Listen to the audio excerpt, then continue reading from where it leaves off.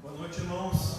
Boa noite, graça e paz. Bom para vocês hoje, reunidos aqui para adorar o nosso Deus nesse domingo, dia do Senhor, um dia em que nós descansamos até aqui, fisicamente, separando as atividades de trabalho, de estudo e de outras coisas, e descansando também a nossa alma ao dedicar esse dia para nos lembrar da presença do Senhor nas nossas vidas, de como Ele tem nos abençoado, de como Ele é o nosso Deus e nos sustenta. Enfim, em tudo, alçar o nosso pensamento para além desse horizonte da nossa pátria celestial, do nosso Senhor que nos chama a estar aqui hoje. Os nossos avisos são: domingo, nosso culto de adoração às 7h30, é o que nós estamos mantendo por enquanto. Os cultos de quarta-feira e de quinta e sexta estão suspensos em razão da situação de pandemia. Nós estamos mantendo então o culto dominical, o culto solene do Dia do Senhor, e os outros estão temporariamente suspensos. Como avisos, agora nesse fim de semana, o pastor esteve viajando em reunião com o presbitério nos campos de Passo Fundo e Erechim.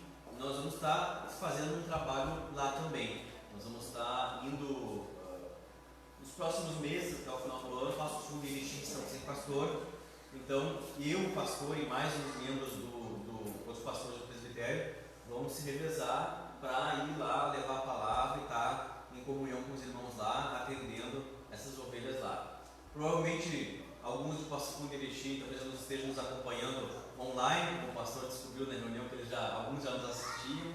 Então cumprimentamos também os irmãos que estão nos assistindo, que Deus abençoe vocês e possamos compartilhar dessa maravilhosa comunhão que transcende distâncias e que possamos logo estar junto com vocês aí desempenhando um trabalho, conversando e meditando juntos na palavra do Senhor.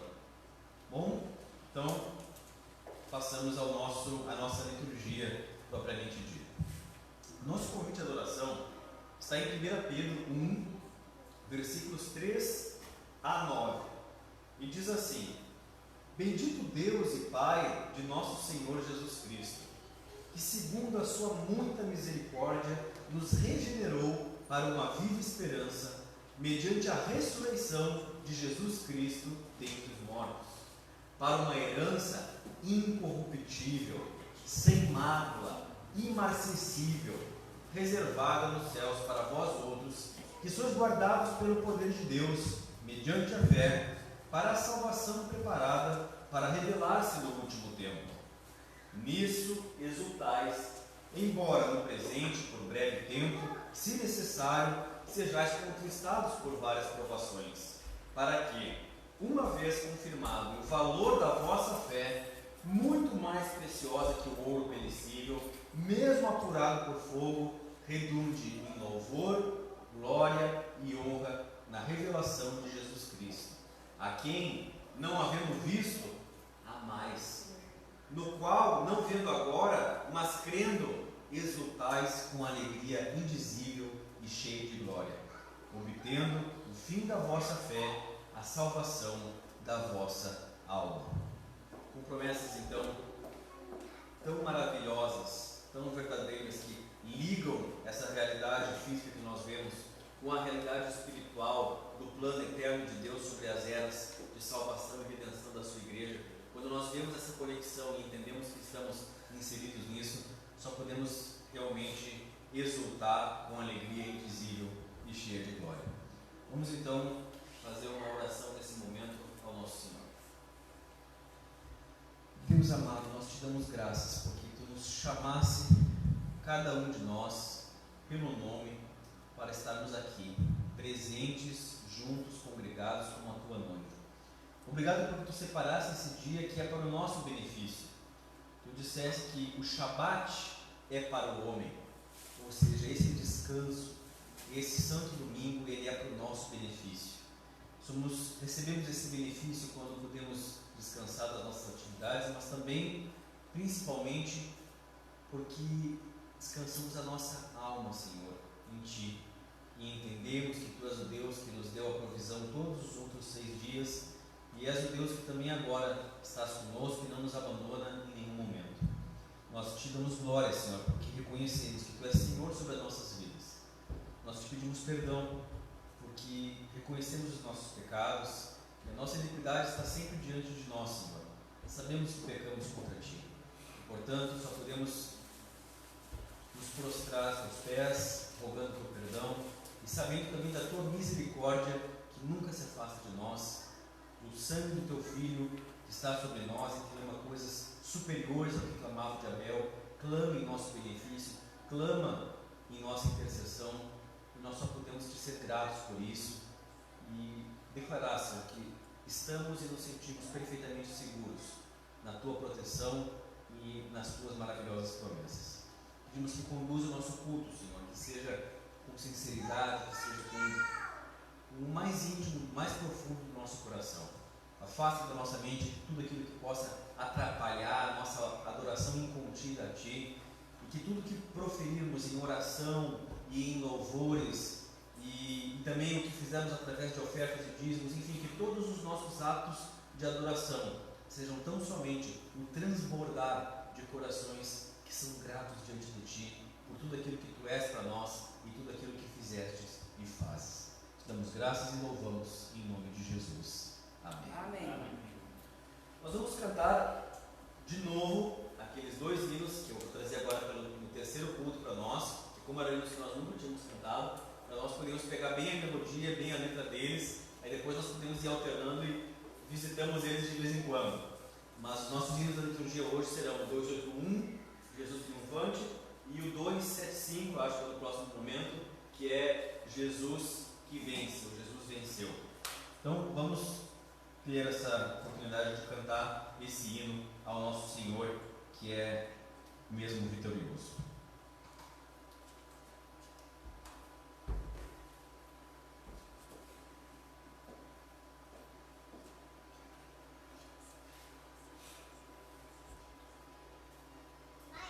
Problemas técnicos aqui, tem que ligar puxar o canal do Data Show. Dá tempo de fazer isso? Nós estamos fazendo umas atualizações na conexão aqui do equipamento, está com alguns cabos com problema. Daí hoje nós fizemos uma manutenção ali, vimos quais canais que estavam bons ou não, tem um irmão que nos ajudou com isso.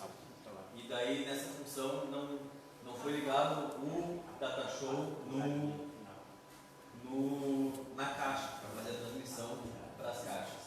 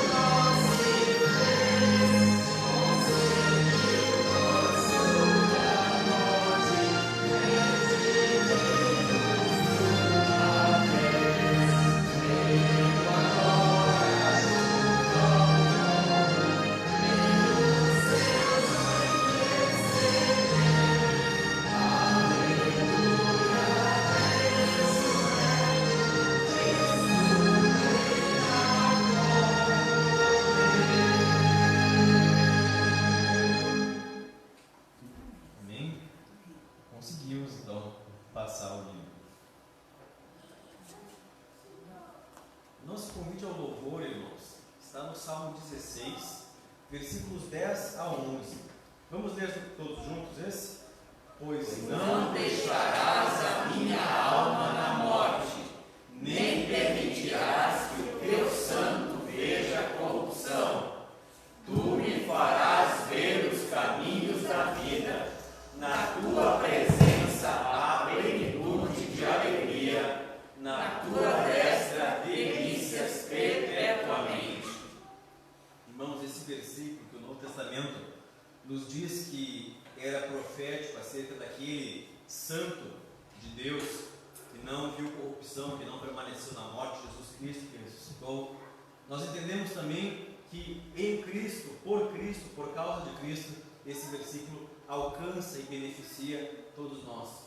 Também não seremos, nossa alma também não será deixada na morte, nós também não será permitido que vejamos corrupção, porque a Bíblia fala que assim como com Ele morremos, com Ele fomos sepultados, juntamente com Ele ressuscitaremos. O poder vivífico de Cristo, o poder ressuscitante de Deus sobre Cristo, é o mesmo que ressuscitará as almas de todos nós, os corpos de todos nós, para estar com Ele naquele dia tão maravilhoso, onde estaremos na presença daquele em quem há plenitude de alegria e delícias perpetuamente. Então vamos passar aos nossos cânticos espirituais.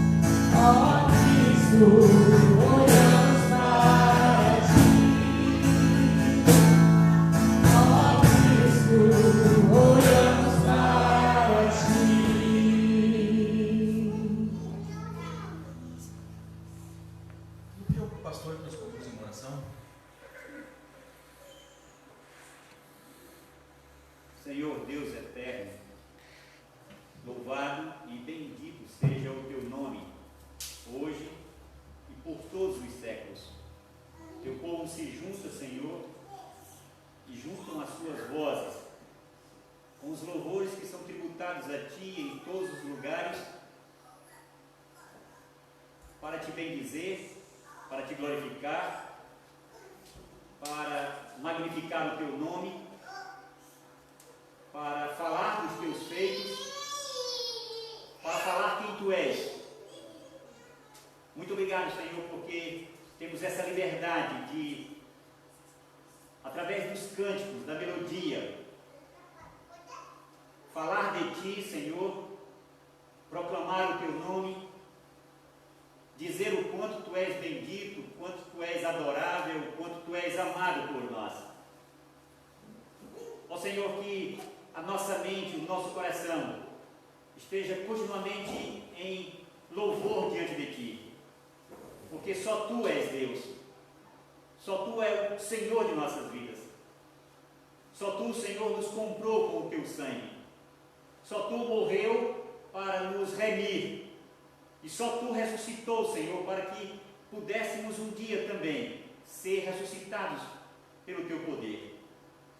A esperança da igreja, Senhor, reside exatamente nisso, em que a nossa vida não se findará ao fechar os olhos, mas estará dando início a uma vida eterna juntamente contigo, e junto com todos aqueles, Senhor, que um dia confessaram o Teu nome, reconhecendo que Tu és o Filho de Deus e reconhecendo que Deus, o Eterno, nos proveu em Ti a salvação.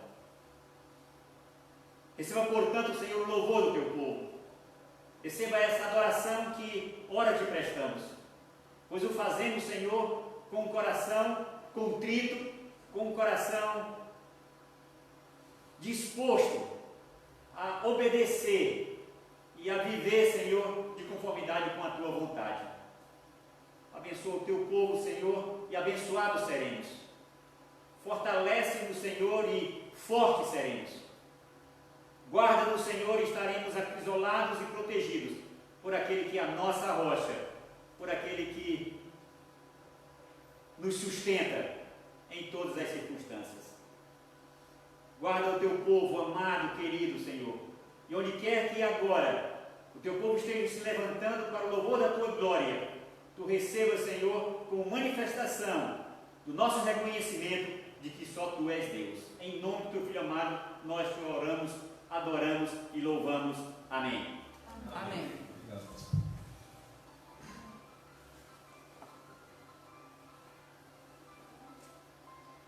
A nossa leitura alternada está em 1 Coríntios 15, versículos 35 a 57. A leitura alternada, pelo tamanho dela, não é projetada. Então nós vamos abrir nas nossas Bíblias. 1 Coríntios 15,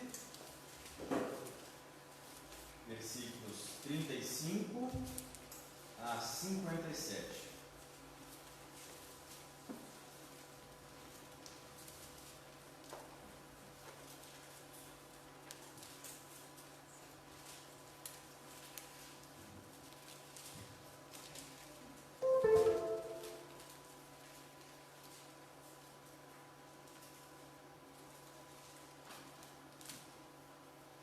Coríntios 15, versículos 35 a 37. Eu vou começar lendo 35, vocês leem 36 e assim nós vamos nos alternando como já estamos acostumados a fazer. Mas alguém dirá: como ressuscitam os mortos? E em que corpo vem? Insensato, o que semeias não nasce, se primeiro não morrer. E quando semeias, não semeias o corpo que há de ser, mas o simples grão, como de trigo ou de qualquer outra semente. Mas Deus lhe dá corpo como lhe aprouve dar, e a cada uma das sementes o seu corpo apropriado. Nem toda a carne é a mesma, porém uma é a carne dos homens, outra dos animais, outra das aves e outra a dos peixes. Também há corpos celestiais e corpos terrestres, e sem dúvida, uma é a glória dos celestiais e a outra as dos terrestres. Uma é a glória do sol, outra a glória da lua e outra a das estrelas, porque até entre estrela e estrela há diferenças de esplendor. Pois assim também é a ressurreição dos mortos. Semeia-se o corpo na corrupção, ressuscita na incorrupção. Semeia-se em desonra, ressuscita em glória. Semeia-se em fraqueza, ressuscita em poder. Semeia-se corpo natural, ressuscita corpo espiritual. Se há corpo natural, há também corpo espiritual. Pois assim está escrito: o primeiro homem, Adão, foi feito alma vivente. O último Adão, porém, é espírito vivificante. Mas não é primeiro espiritual, e sim natural.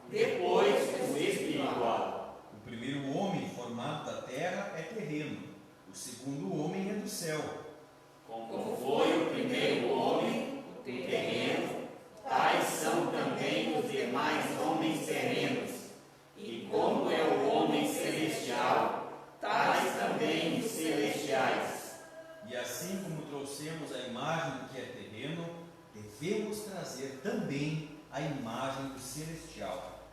Isto afirmo, irmãos, que a carne e o sangue não podem herdar o reino de Deus, nem a corrupção herdar a incorrupção. Eis que vos digo um mistério: nem todos dormiremos, mas transformados seremos todos. Num momento, num abrir e fechar de olhos, ao ressoar da última trombeta. A trombeta soará, os mortos ressuscitarão incorruptíveis, e nós seremos transformados.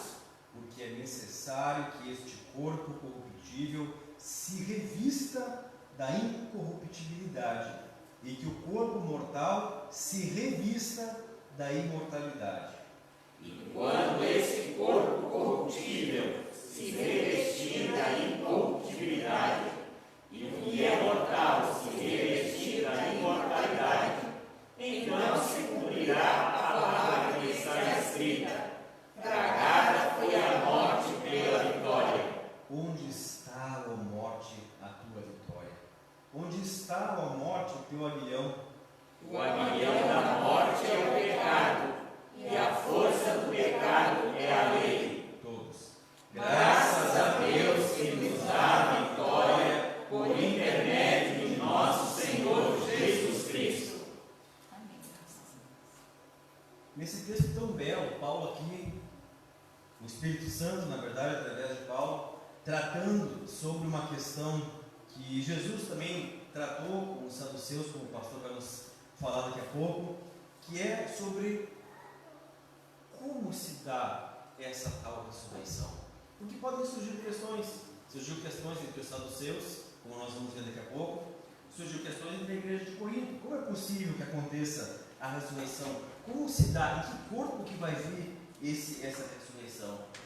E então Deus nos deixa muito claro aqui, através de todo esse texto, que o cristianismo não é ascetismo, ou seja, uma filosofia que dizia que o corpo é inerentemente mau e o que é bom é o espírito. A Bíblia não é dualista, como fazendo uma antinomia, uma contradição absoluta entre corpo e espírito. Porque o que Deus nos diz é que não só nós não iremos para o céu como fantasminhas que sobem e deixam o seu corpo na terra.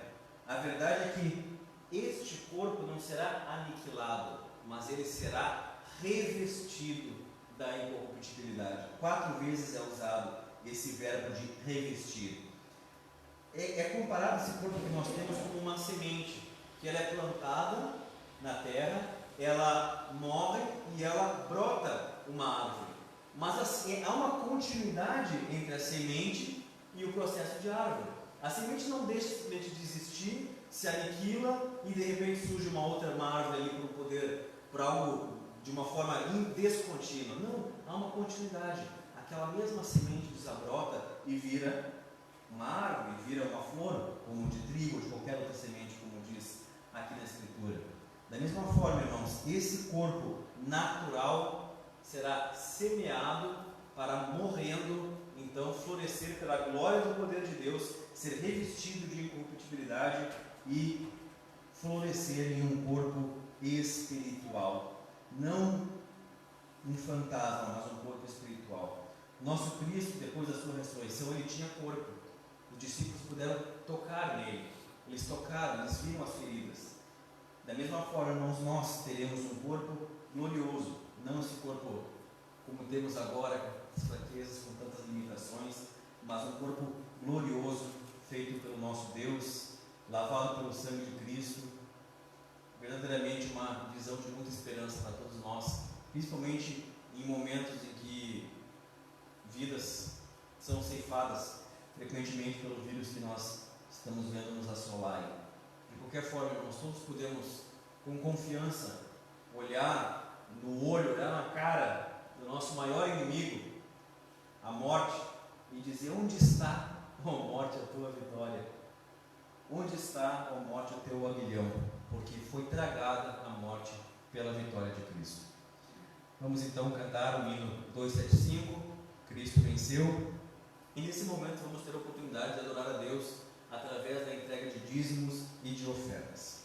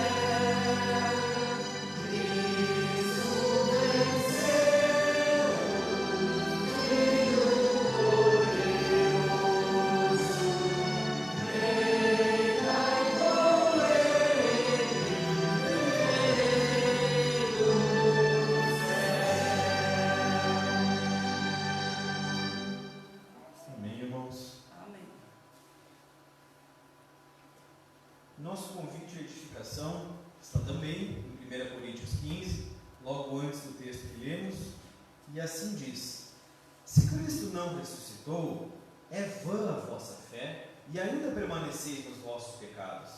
E ainda mais, os que dormiram em Cristo pereceram. Se a nossa esperança em Cristo se limita apenas a esta vida, somos os mais infelizes de todos os homens. Irmãos, o Evangelho de Deus, ele certamente traz uma vivificação espiritual maravilhosa já no presente momento. Mas isso só é possível, essa vivificação, esse ressuscitar de uma alma, de um coração que estava morto em delitos e pecados, só é possível através da ressurreição do nosso Senhor Jesus. Então eu queria convidar o pastor para trazer a mensagem da nossa pregação, da nossa meditação de hoje. Obrigado.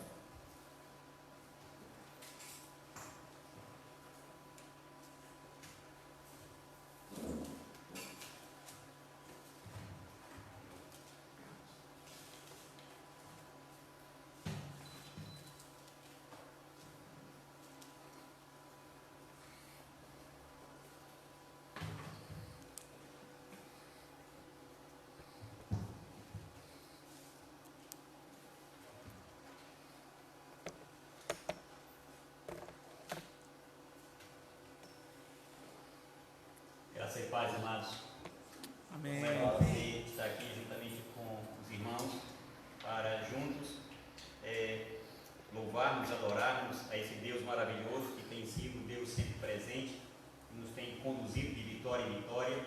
Deus que tem nos dado a oportunidade de viver a vida plena que Ele veio trazer a nós outros.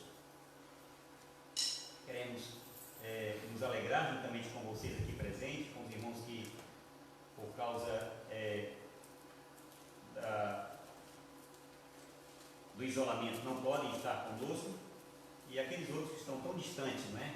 Mas que agora também têm a oportunidade de, juntos conosco, celebrarem e louvarem e adorarem o nosso Deus.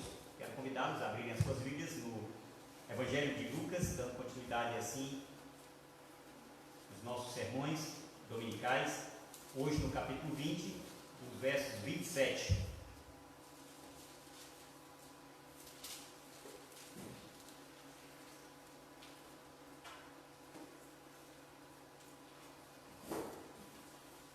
Do verso 27 até o verso 40. Diz-nos assim a palavra do Senhor. Evangelho de Lucas, capítulo 20, do verso 27 ao 40.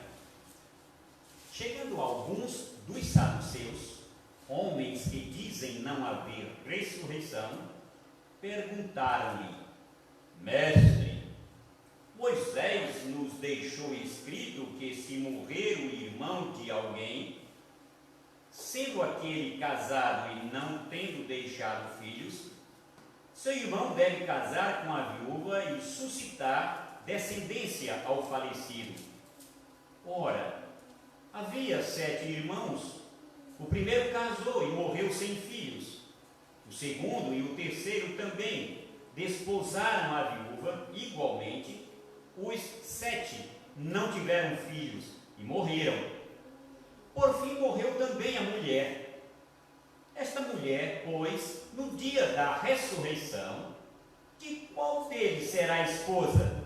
Porque os 7 a desposaram. Então lhes acrescentou Jesus: os filhos deste mundo casam-se e dão-se em casamento,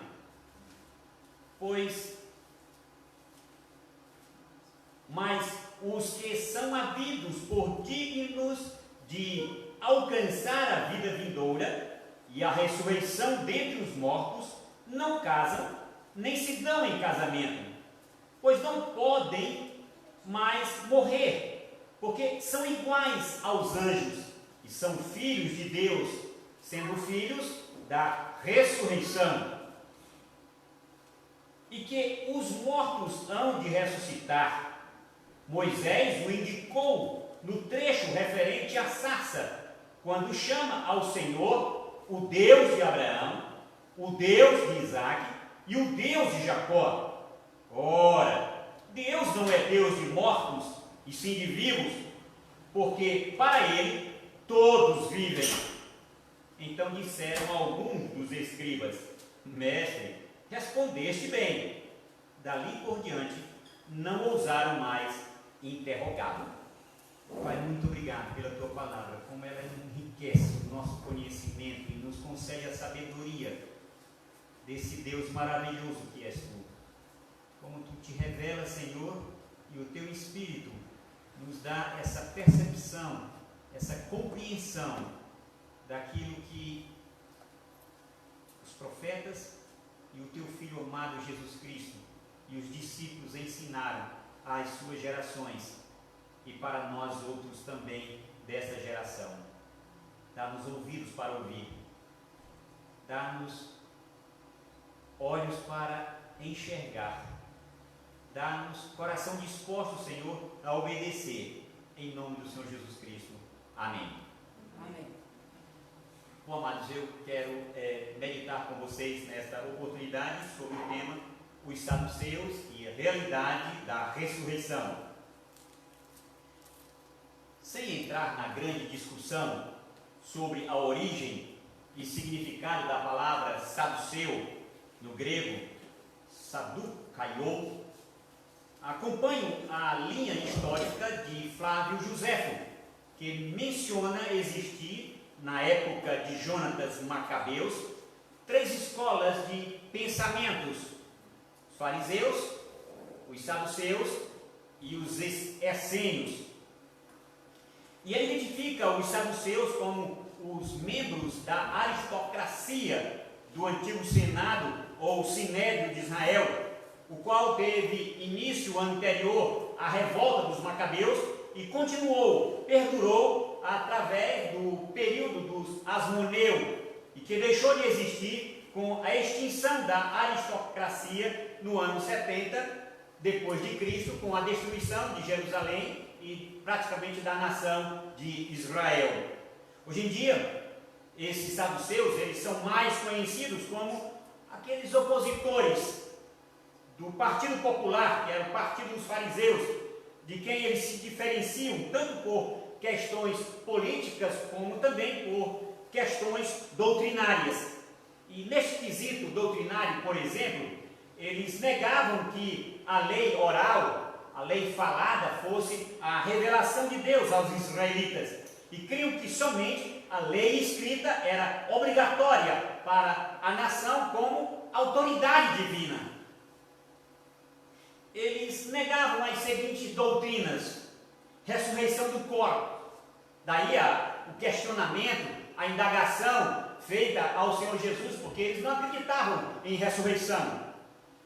Eles também não acreditavam na imortalidade da alma, e era assim algo próximo da filosofia grega.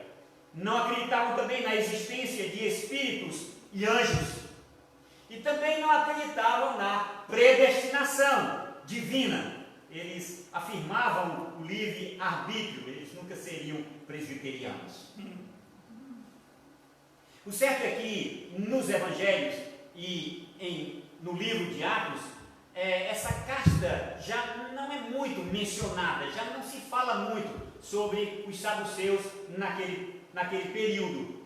Talvez por serem da aristocracia, parte daquela sociedade que o Senhor Jesus Cristo tinha pouco trânsito ou pouco transitava, ou por eles estarem mais fixados em Jerusalém. Eles não faziam como talvez os fariseus, que muitas vezes iam aonde o Senhor Jesus Cristo estava para acompanhar o desenrolar dos acontecimentos. Eles ficavam mais em Jerusalém.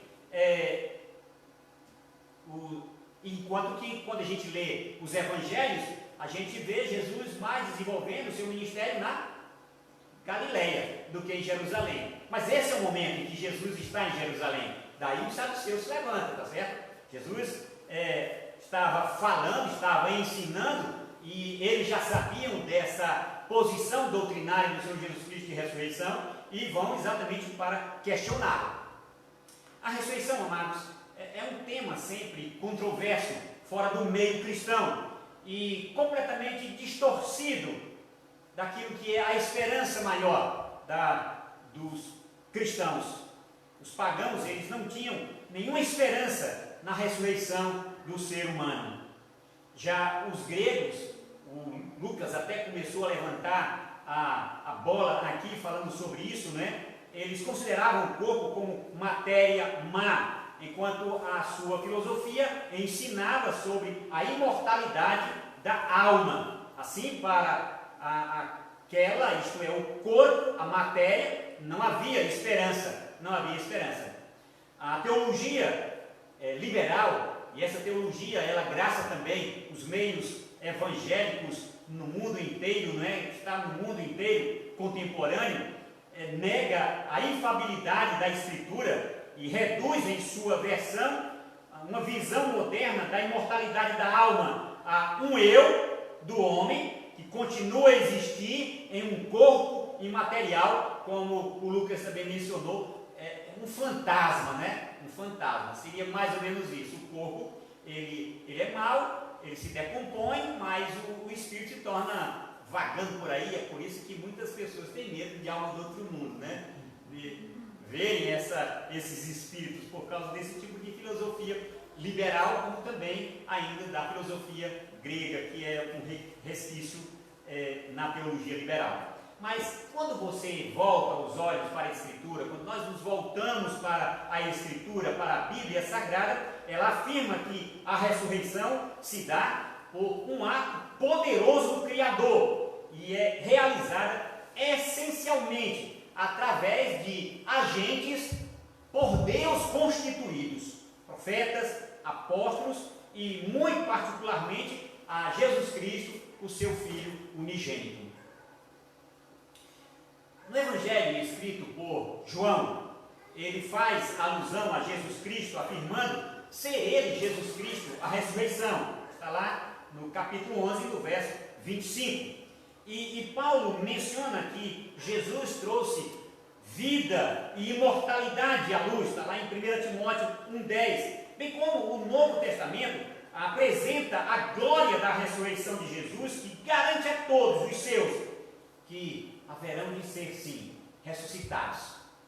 Haverão de ser ressuscitados. E é nisso que todos nós que cremos em Cristo Jesus esperamos e aguardamos.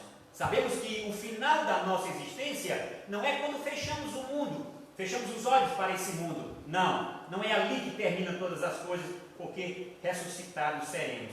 É interessante que o apóstolo Paulo, ele não apenas nessa carta em Coríntios, que nós tivemos a oportunidade de ler, mas em outras, como lá aos Tessalonicenses, Paulo ele se considerava alguém que estaria vivo na vinda do Senhor Jesus Cristo, e o seu corpo seria transformado em glória, como o corpo daqueles que serão ressuscitados em Cristo Jesus, para desfrutar das grandes e gloriosas promessas de Deus. Assim, amados, o assunto sobre ressurreição se reveste de relevância para nós, pois vai tratar, mesmo que respondendo a uma ilação feita por esses saduceus, a algo imaginário, uma falácia deles, aquilo que se torna primordial, essencial no cristianismo. Sim, amados, o cristianismo é a única e distinta que faz da ressurreição o ponto central de sua teologia. Paulo afirma, é Cristo quem morreu, ou antes, quem ressuscitou, o qual está à direita de Deus e também intercede por nós. E assim como ele morreu e ressuscitou, nós também morreremos e seremos por ele ressuscitados, quando ele vier em glória para nos levar para aquele lugar que ele foi preparar de antemão para cada um.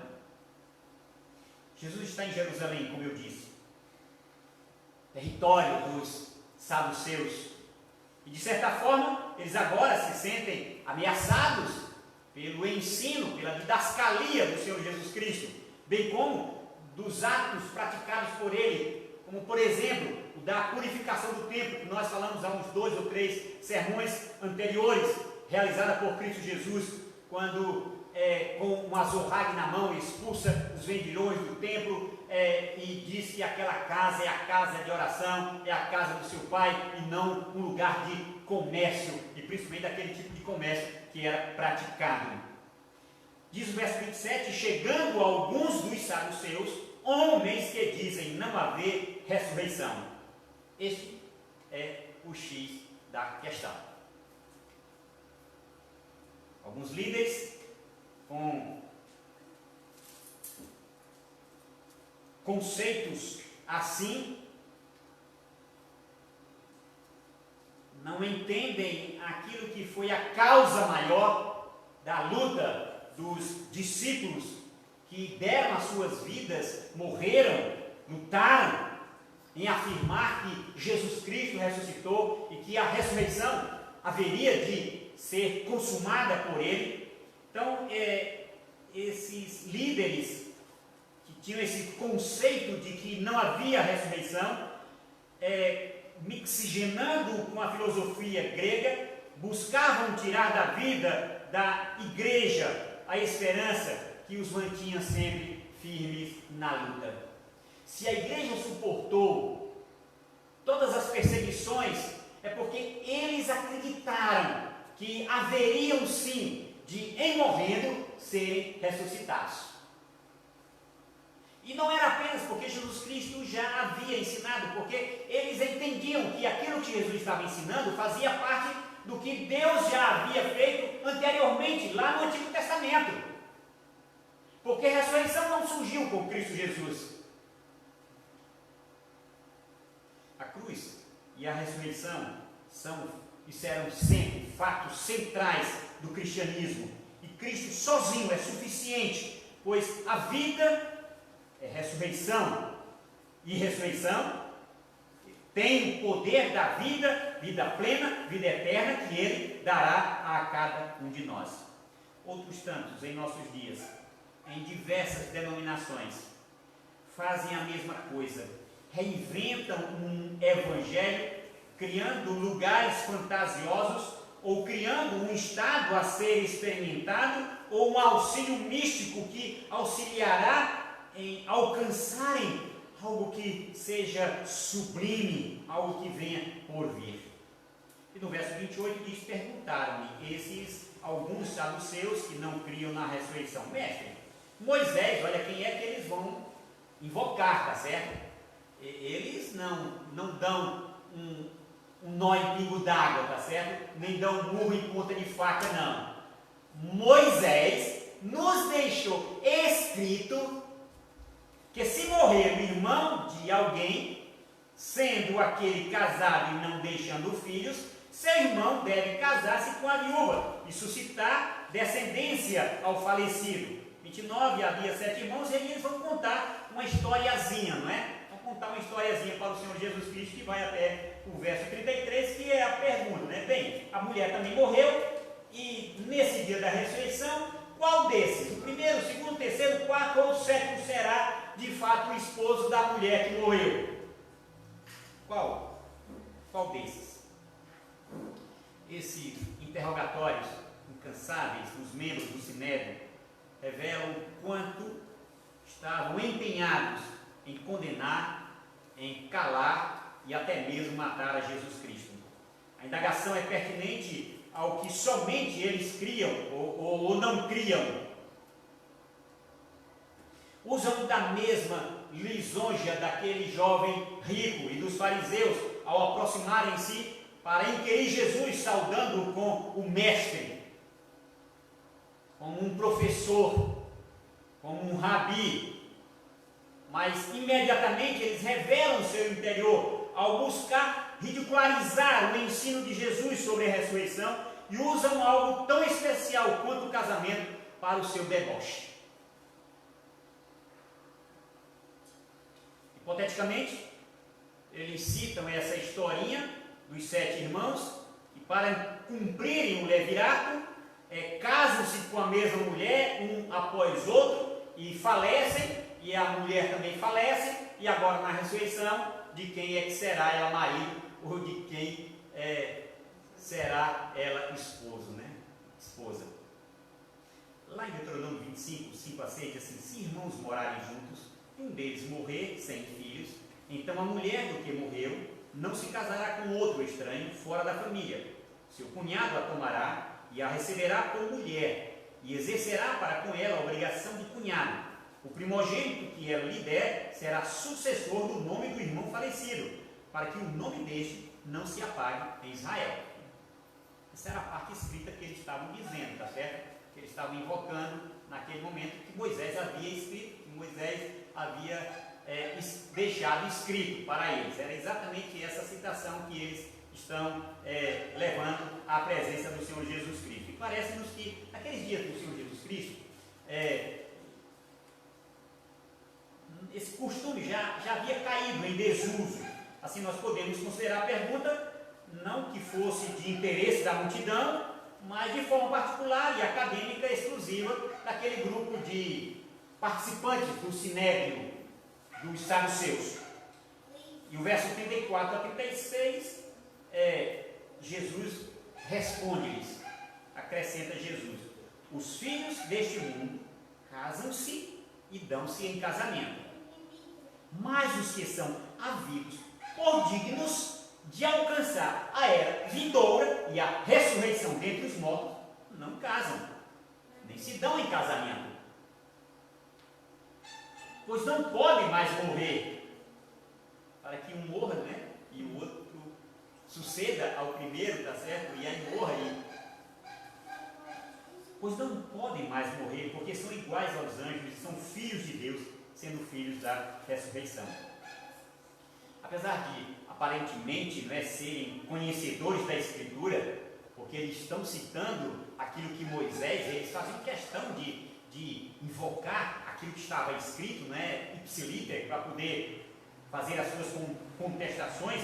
Eles revelam-se tão somente legalistas, como eram os fariseus, que se prendiam à lei e, por implicação, a lei rejeitaria a ressurreição segundo a interpretação ou a exegese deles, não é? A exegese deles. Jesus dá início levando-os a entenderem a diferença entre as condições desta vida presente com a vida eterna. Daí dizer, os filhos deste mundo, aqueles que nascem, crescem, vivem, casam-se, morrem e geram filhos que crescem e dão continuidade, tá certo? Então Jesus está falando dos filhos deste mundo, eles casam-se e dão em casamento. Os filhos deste mundo. Também ele cita exclusivamente um grupo seleto. Jesus não generaliza todos. Ele condensa a sua argumentação, ele sintetiza, ele procura prender um grupo de pessoas. Ele diz que são esses que são havidos dignos. Os que são dignos, os que são havidos por digno de alcançar a era vindoura e a ressurreição dentre os mortos. Isto é, nem todos são os que recebem a dignidade de tomarem posse da vida eterna, bem como a própria vida eterna não se dará por mérito. Observe que Jesus não se refere à ressurreição geral, aquela que nós conhecemos quando lemos o Apocalipse, tá certo? Como a segunda ressurreição, por exemplo, mas sim da que se restringe dentre os mortos, que fica claro somente aqueles que foram justificados, somente aqueles que são havidos por dignos de alcançar a era vindoura e a ressurreição dos mortos. Jesus só vai falar desses aí. E algumas lições, irmãos, claras àqueles saduceus que os seus seguidores são expostas por Jesus nessa resposta que ele dá. Neste mundo, é um termo que restringe tudo quanto é pertinente aos aspectos necessários da vida aqui na terra. Portanto, casamento não se aplica àqueles que hão de herdar o mundo vindouro e a vida eterna. Casamento não é algo que vai transcender para a eternidade. Na eternidade, isso acabou. Isso é durante o tempo de vida aqui na terra, tá certo? Lá no céu nem se casam, nem se dão em casamento, e aqueles que ressuscitarem não serão casados. Não podem mais morrer. Essa partícula anterior, pois, visto que, porque, liga ao que Jesus falou anteriormente, isto é, as pessoas se casam neste mundo para a preservação da raça humana, contudo, onde não mais haverá morte, não haverá necessidade de casamento. Casamento já não mais será algo de importância depois da morte e da ressurreição.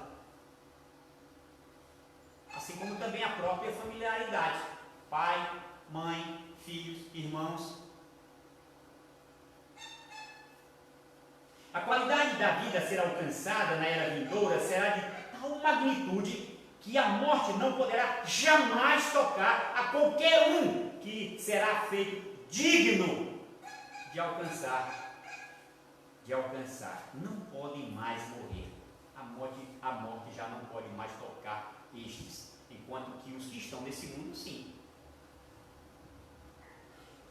3. São iguais aos anjos e são filhos de Deus. Lógico, quando Jesus está dizendo iguais aos anjos, significa algumas propriedades que os anjos possuem, e não necessariamente a natureza deles, mas a posição de divindade ao manterem-se fiéis. Certamente que Jesus afirma o que já disse sobre a filiação com Deus. Os que nascem não mais da carne, mas do Espírito, são filhos de Deus, foram adotados na família de Deus e podem dizer, Pai Nosso. Outros não. Nem todos podem fazer essa oração, Pai Nosso. Só aqueles que fazem parte da família podem se dirigir a Deus e dizer: Pai, Pai. Contudo, compreendemos que, assim como o reino existia, mas não na sua plenitude ainda, desde quando Jesus Cristo disse que o reino estava próximo, estava ali naquele momento, diante deles, ainda não tomamos posse de tudo que Ele nos proporcionará. Assim também a consumação desta filiação, ela será efetivada eficazmente na era por vir. Isso mostra, irmãos, que Jesus não diminui, nem tampouco faz irrelevante o casamento, e revela que o casamento, conquanto constitui uma família neste mundo, no mundo por vir, é elevado à família de Deus, daí sendo filhos da ressurreição, filhos de Deus, que evidencia aquela qualidade da filiação de comparação com anjos. O verso 37 e 38 dizia que os mortos hão de ressuscitar. Moisés o indicou no trecho referente à sarça, quando chama ao Senhor o Deus de Abraão, o Deus de Isaac, o Deus de Jacó. Ora, Deus não é o Deus de mortos, e sim de vivos, porque para eles todos vivem. Moisés subiu ao monte porque viu a sarça arder e não se consumir. E ele se aproxima e ouve uma voz que manda que ele tire as sandálias do pé, porque o lugar que ele está é um lugar santo. E ali Deus fala com ele. E Deus diz: olha, eu sou o Deus de Abraão, o Deus de Isaac, o Deus de Jacó. Quanta sabedoria, quanto conhecimento Jesus tinha da Escritura, e principalmente do que Moisés havia escrito. Porque se eles reivindicaram a legislação promulgada por Moisés como autoridade de suas indagações, o Senhor Jesus afirma que a cegueira deles era evidente, porque a ressurreição é plenamente subentendida no Antigo Testamento. Não só com fatos de ressurreição que aconteceram, mas até mesmo com aquilo que Deus fala desses seus servos. Eles estavam vivos. Jesus não se prende a algum trecho da Escritura, aparentemente obscuro do Pentateuco, mas aquela passagem onde Deus se revela a Moisés diante da sarça, anunciando o seu grande nome e tudo quanto ele significava. Jesus vai mostrar exatamente para aqueles saduceus a falta de conhecimento que eles tinham daquilo que estava escrito, porque aquilo que Jesus estava citando estava escrito. Fazia parte do Pentateuco, fazia parte daquilo que Moisés havia escrito também. Então Jesus refuta com o próprio Moisés e com a própria Escritura. Deus, nessa passagem citada por Jesus, irmãos, é chamado de o Deus de Abraão, o Deus de Isaac, o Deus de Jacó, onde cada um desses patriarcas, mortos há muito tempo, Deus os tem e os considera vivos além do túmulo. Assim, se a morte coloca ao fim o relacionamento entre os homens, contudo Deus é Deus de seres existentes, vivos, e este relacionamento de amizade com Deus é eterna, isto é, nesta e na vida por vir. Paulo demonstra claramente em sua carta aos Romanos, no capítulo 8, principalmente a partir do verso 31, que a doutrina da ressurreição não é um dogma de doutrina especulativa sobre a imortalidade da alma, mas no fato da manifestação do amor eterno de Deus. Ele já começa aí no capítulo 8 de Romanos, dizendo: já nenhuma condenação há para aqueles que estão mortos em Cristo Jesus.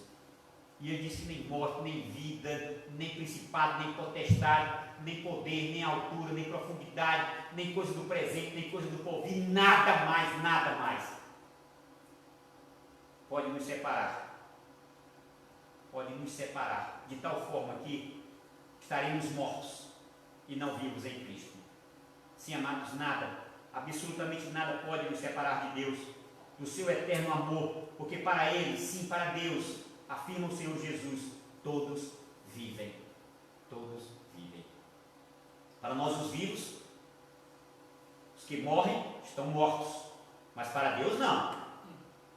A morte não tem poder para romper, para quebrar, para separar-nos do amor de Deus que está em Cristo Jesus, nosso Senhor.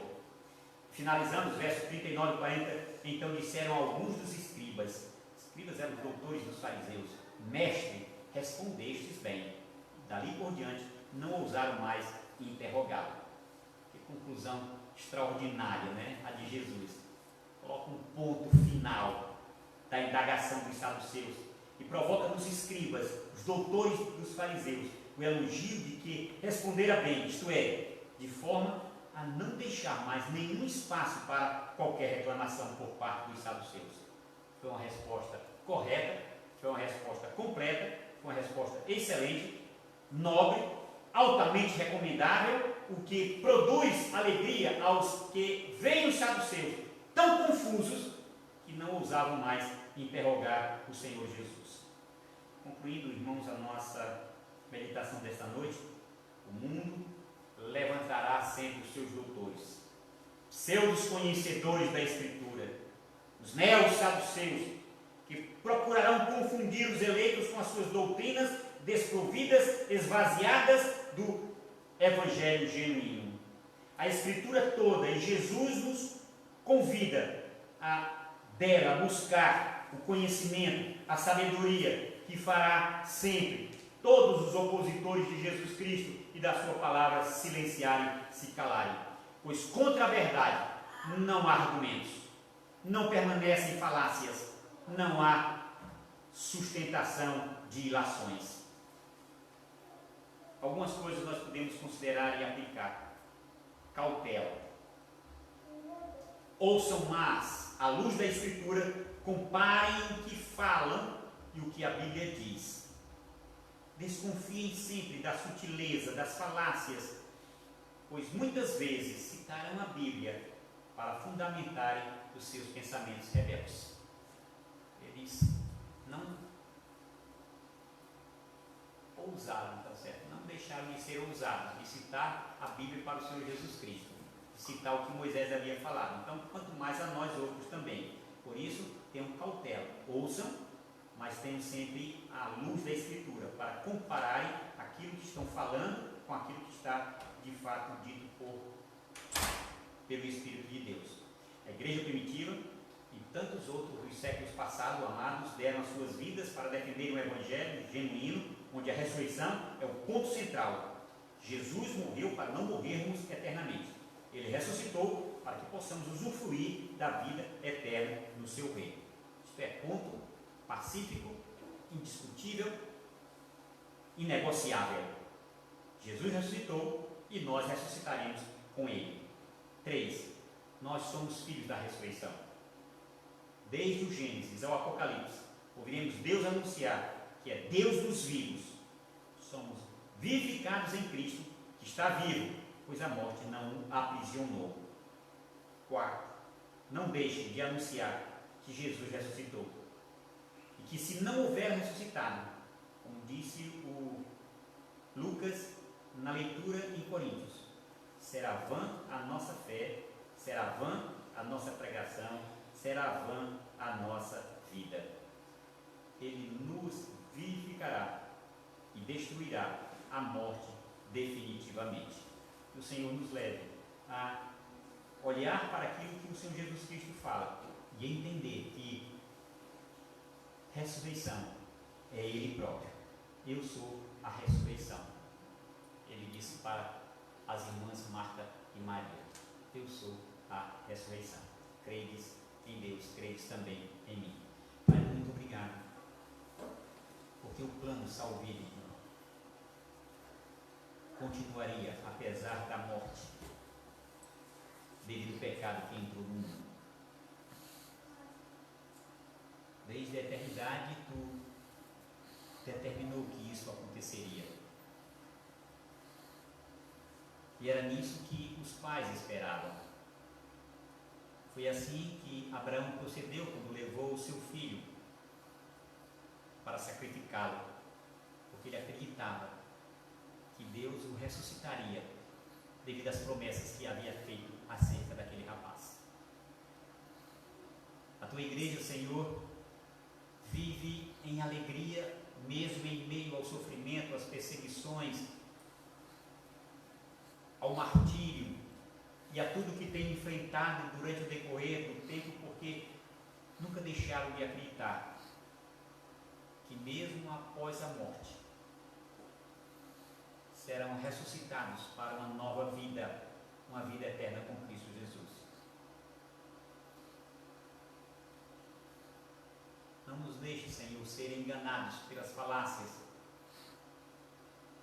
pelos pseudos conhecedores e exegetas da Bíblia, que têm se levantado e têm proclamado, assim como naqueles dias, de que não há ressurreição. Como Paulo lutou bravamente ali na igreja de Coríntios, e disse que seria o mais infeliz dos homens se a vida se restringisse apenas aos poucos dias de vida que cada um de nós tem. Mas é exatamente porque ele cria na ressurreição, de que mesmo morrendo ele ressuscitaria para uma vida plena com Cristo Jesus. Isso fez Paulo ousar. Fizemos discípulos ousados. Tem feito cada um de nós, Senhor, ousados, diante de um mundo que tenta de todas as formas silenciar a fé do teu povo.